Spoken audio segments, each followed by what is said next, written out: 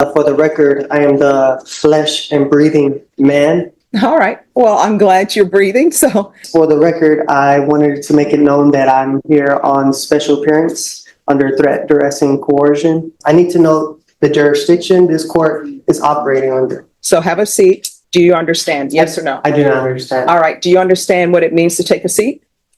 I do understand. All right. So take a seat. If I don't come here, warrants will be placed, which I will be kidnapped and held hostage, and I do not want that. Mr. Casanova, in the human flesh, I'm going to stop you right there. And I want you to hear me clearly. In this case, a sovereign citizen appears before Judge Boyd. What makes this situation different is Judge Boyd's approach. Instead of reacting harshly, she handles the defendant with patience and strategy. She remains calm and composed while carefully addressing his arguments. It becomes clear that she is in full control of the courtroom. Oh, how's it going? It'll be better. All right. So my understanding, you want to represent yourself? All right. You're more than welcome to represent yourself. But here's the thing. Everybody says that they can be an attorney because all attorneys do is talk. That's what people think. But they don't realize there's a lot of knowledge, experience, and wisdom behind that. Absolutely. So if you want to have a jury trial where you represent yourself, you're more than welcome to do so. But once it's set for trial, it's going to trial, and no one's going to be helping you. The state is not going to say, hey, we see that you really don't know the rules, so let me tell you this rule. They're not going to be doing that. My job is not going to be to help you with objections, help you with motions. That's 100% you. Do you understand? I do. And are we on the record? No, we're not on the record. What, you want to put something on the record? Oh, yes, definitely. Sure. All right, court is calling 2024 CR 2974, State of Texas Vector versus Hector Casanova. Can I have parties announced for the record for the state? And are you Hector Casanova? No, for the record, I am the flesh and breathing man. I'm here on a special appearance to clarify any misunderstanding. I am not the legal fiction known as Hector J. Casanova that is on the information there. I just have a few questions to clarify some things. All right, so if you would like to clarify some things, then the person I need to speak to is the flesh and blood man known as Hector Casanova. Yes, I'm the flesh and blood man, Hector Casanova Jr.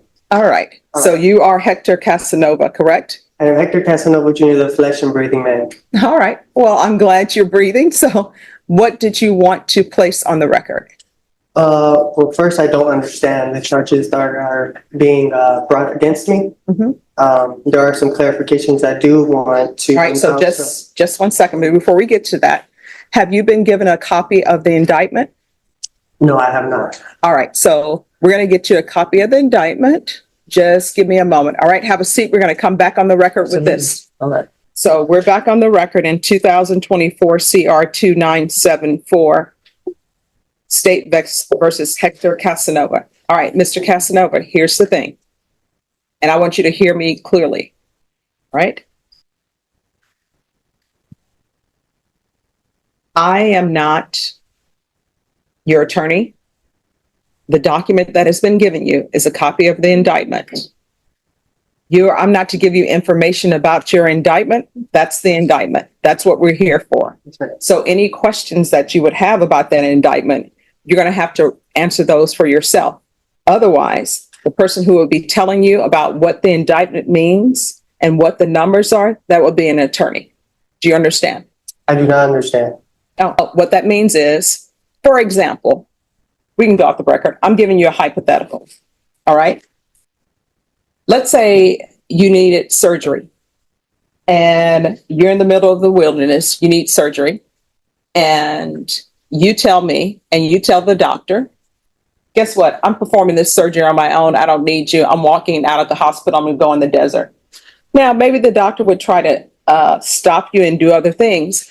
But if you go in that desert by yourself, don't tell the doctor where you are. You take a scalpel out in the desert by yourself. You don't get to call the doctor and say, hey, I'm in the middle of the desert performing surgery.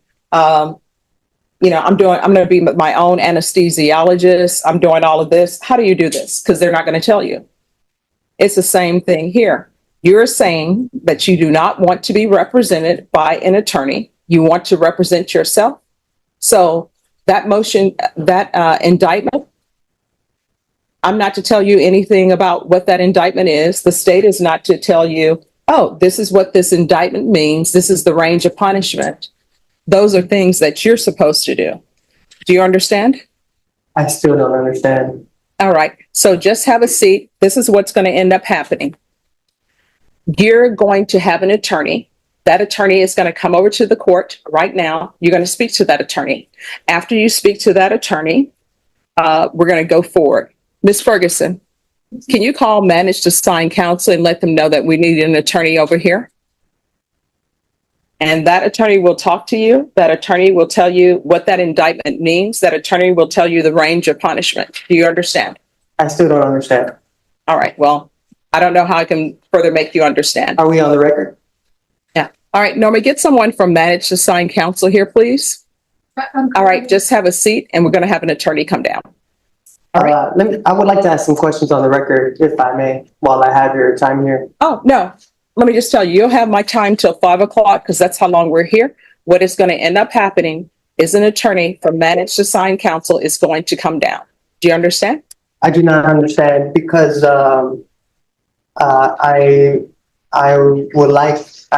don't feel like I am meeting an attorney because I'm here to represent myself as the flesh and breathing man, Hector Casanova Jr. Let's see.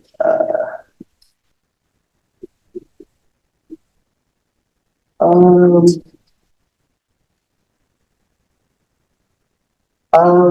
right. So let the record of the court show that I, Hector Casanova Just one Jr. second.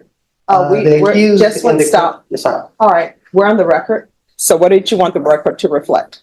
So let the record of the court show that I, Hector Casanova Jr., the accused in this criminal action, has asked the court to divulge the nature and cause of the accusation upon the authority of the Sixth Amendment, and that this court has failed in its duty to inform me of the nature and cause of this action. At times, sovereign citizen arguments can slow down court proceedings. Some defendants believe that claiming they are not subject to the law will protect them from legal consequences. However, the Constitution already establishes that the law applies to everyone equally. Representing yourself in court is a right, but it does not exempt anyone from following legal procedures or accepting responsibility. Furthermore, let me let the stop record you. also show. Mr. Casanova, let me ask you a question. Have you been given a copy of the indictment? I believe so, yeah.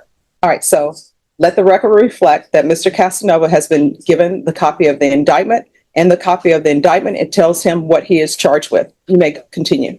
Now, these charges, are they civil? Is this a civil charge or a criminal charge?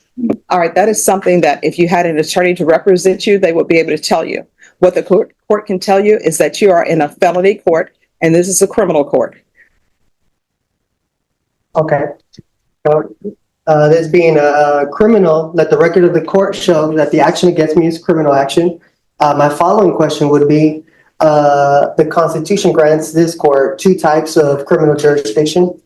Criminal jurisdiction under the common law and criminal jurisdiction under the admiralty or military tribunal. In which of these two jurisdictions does this court intend to try me? All right, so this is what is going to happen, Mr. Casanova.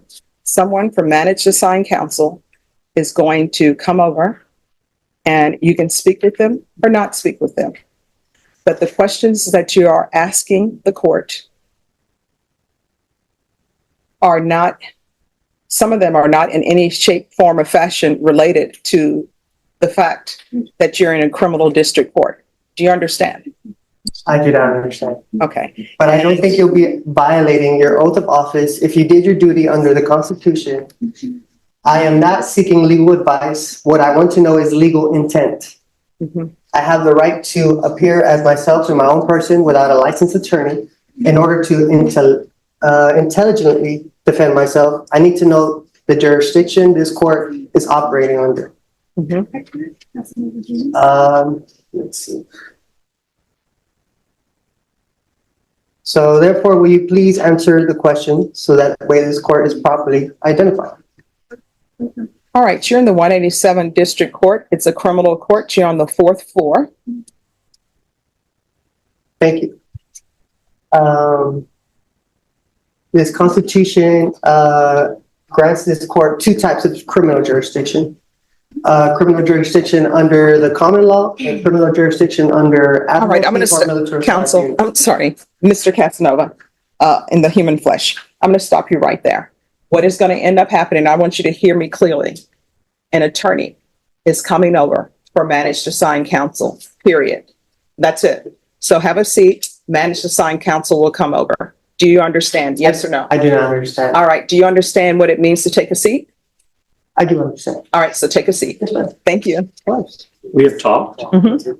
I've informed him that I'm here, to help him in whatever he needs help with. Mhm. He's going to consider what help he thinks he might need from me, and I know he wants to put something on the record. Okay. All right. And so you'll be appointed as standby Yes. counsel then? I've kind of explained my role and what that means and how I can help him with something as simple as e-filing or that type of thing. So All right. We're going to go back on the record in 2024 CR 2974, State versus Hector Casanova. Mr. Casanova, if you'll come forward. Yes.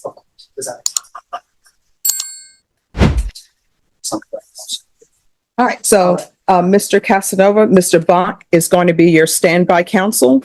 And that's someone that if you have questions, you can ask him legal questions or what you may have. Thank you for your consideration. All right.